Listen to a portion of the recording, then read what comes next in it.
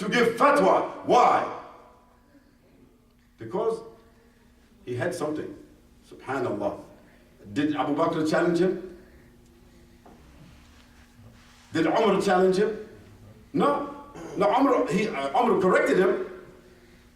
You know, he corrected him, but he did not challenge him. So knowledge is something that can be determined. You can sit among the group of people sitting right here, if we have to sit until Fajr time, and wallahi, before Fajr, we'll find out who has the most knowledge of Quran and Sunnah before Fajr. We can find out. And that person, or 3 persons, or 5 people, who have the best knowledge of Quran and Sunnah, and among them also people of akhlaq, mashallah, wallahi, those are the guidance, those are the people of the guidance. And we want to follow them. We want to follow them. Because Allah subhanahu wa ta'ala, He mentioned in the Quran, He says, the Prophet sallallahu alaihi wasallam, he said,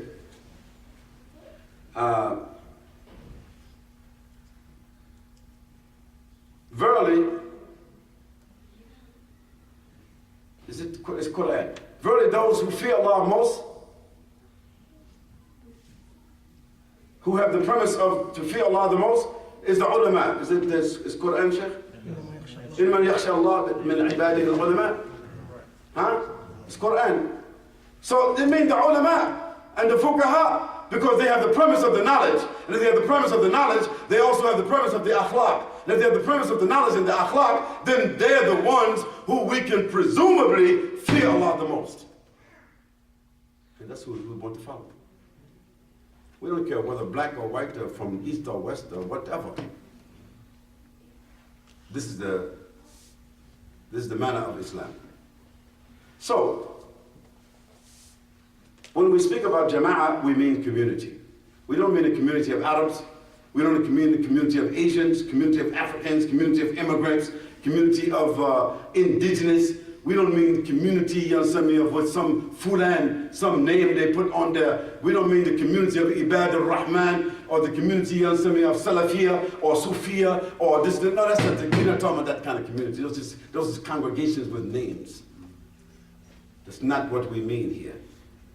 When we say community, we mean the community of the Muslims who are disciplined under a leadership following the Quran and the Sunnah. All those who want to follow something else, they are following the way of a group of people who went out from the Ummah before. Who was those people? Khawarij. Today, many Muslims, they have Khawariji thinking. Even they're not Khawarij, they didn't announce themselves, but they're thinking like that. We will obey up until a certain point. When we get to that point, we call you some other names if you bother us. This is a Khawariji thinking. It is a historical issue that I don't want to go much into that today. We want to establish the community. We want to identify the community. We want to reform the community. And nothing wrong, we're not saying destroy, undermine, we're saying reshape, reform. And nothing wrong with that. If something happened with your house, you ain't destroy the house, what you gonna do? You reshape, reform, you remodel your deck. Nothing wrong with that. If you got in a crash and your face was destroyed, you go to a what? Doctor who does what? Reconstructive surgery. When a society is on the brink of breakdown, as this society is, it requires what? Reconstruction. And Mr. Obama, and brothers, let's make it clear. Me, I don't care if he's black or white. I don't care. Me, I would never vote for somebody because he's black. Maybe it's the wrong vote.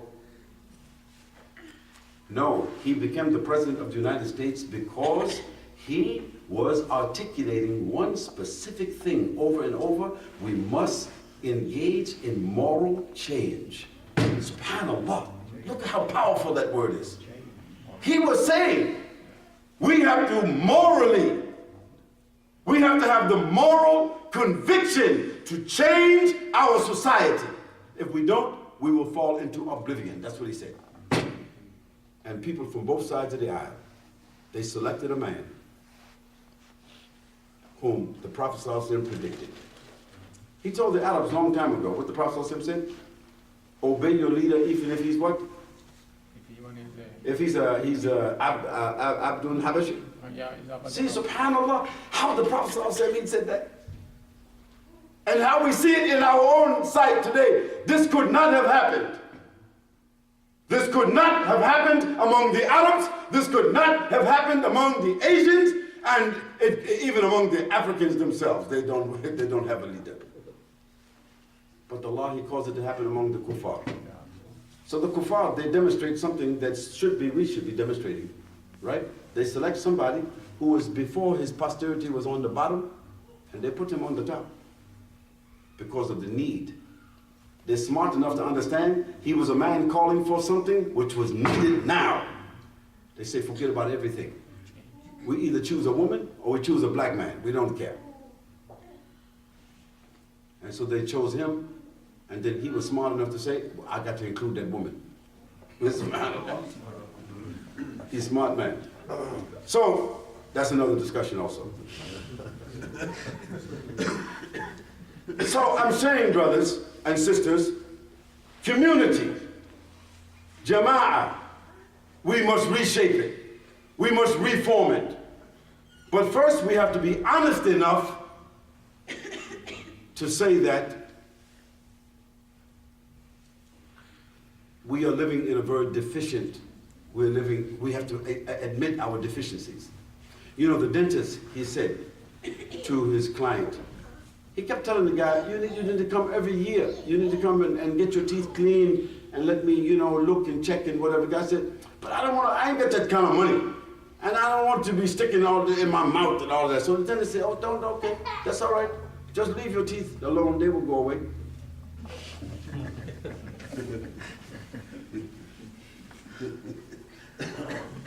So Muslims, just leave this issue alone. Don't worry. Your honor, your power will just go away. And you see, generation by generation by generation, the Muslims are not getting better. They're not getting better. Although you have everything. You have education, you have medicine, you have houses, you have everything this country offers, but your children, they're not getting better.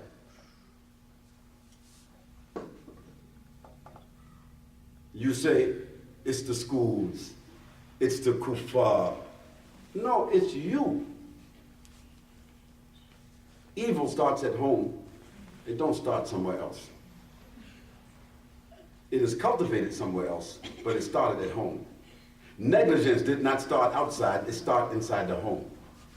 Your children, they don't have a sense of what community means. I will test it before I leave here to show you. I will ask 20 children to sit down together and ask them, who is the power, who's the person in this community who is exercising the power? Who will protect you? And they will look around themselves and they will be making some jokes. They won't have a clue. And none of them will say, my father. Because the father did not say the Amir. So how the children will know whom to rely upon? If their father dies, who will bury him? If there's some injustice done, who will defend us? Who will identify, who will represent us to this country? Ask your children, who is the Muslim representative of this country? They don't have a clue because their fathers don't have a clue. So what's happening to us if we can't even identify who will represent us? Because we're following a model of frustration of the Muslim world. And we cannot follow that model any longer. Next, community leads to society, and society requires reform. How do we go about this process? And brothers and sisters, look, I want you to know this. I'm not talking off the top of my head. Each one of these here sections I'm discussing, over the period of the last 15 years, I wrote a research paper about each section.